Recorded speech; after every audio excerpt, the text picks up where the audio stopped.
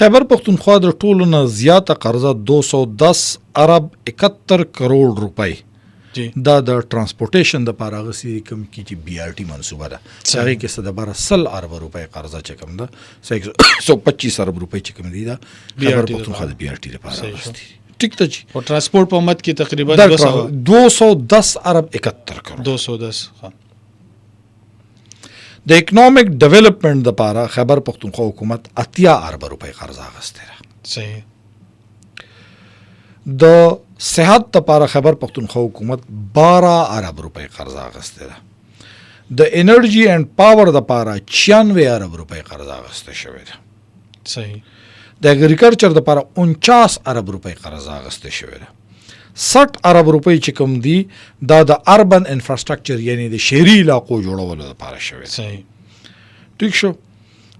دین علاوه کومنګ وګور 21 ارب روپۍ د ریجنل ډیولپمنٹ لپاره شوې ده سیاحت لپاره 18 ارب روپۍ قرضه اغسته شوې ده د تعلیم لپاره 9 ارب روپۍ قرضه اغسته شوې ده سوشل ویلفیر لپاره 4 ارب روپۍ د انوایرنمنت لپاره 3 ارب روپۍ